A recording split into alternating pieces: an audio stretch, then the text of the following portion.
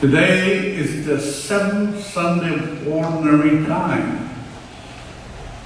In the first reading, although anointed by God to be the first king of Israel, Saul relied heavily on material things, like other kings, and tended to ignore spiritual matters.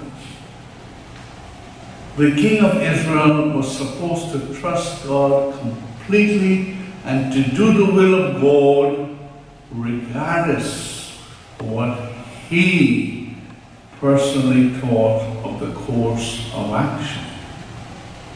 Because of his disobedience, God promised to replace Saul. In today's first reading, a very jealous Saul is searching for David to kill him. Although David is given an opportunity to kill Saul, who is hunting him, David refuses because Saul was anointed by God. David trusted in God's protection of himself and believed that God would deal with Saul in his own way. The question for us is, can we trust God as David had done for his own safety and security, and refuse to do bodily harm to our enemies, except, I would suppose, in the case of self-defense? Luke presumes that his listeners are men and women of strong faith. He does not see the need to mention acts of piety and devotion that should be followed.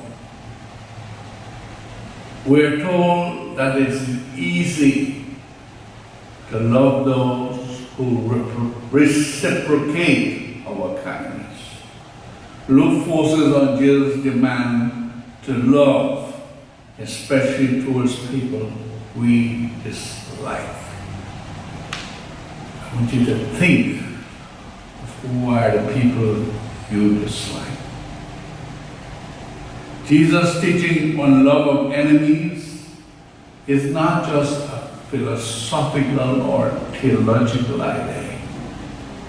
It is meant to be put into concrete action.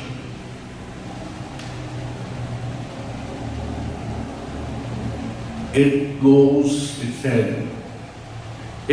beyond tolerating people who are different from us. We're called to be merciful as our Heavenly Father is merciful.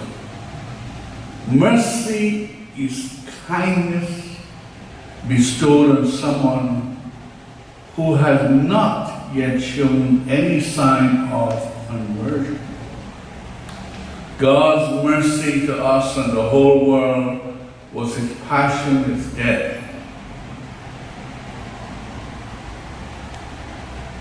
While everybody's just going about their business, there was nobody repenting in sackcloth and ashes. But nevertheless, he showed mercy and salvation to all. How are we able to show kindness to someone we believe is undeserving? It is forgiveness that allows us to show mercy. As we forgive, we recognize the person not necessarily as an enemy, but as another human being, probably gone astray, but loved by God. Why should we show others mercy? Well, we have to trust in God's teaching. You know, not every teaching of God is easy. This is one of them we need to meditate, reflect, and pray and ask God to give us the courage, the strength, and the trust in Him to carry out this command, to love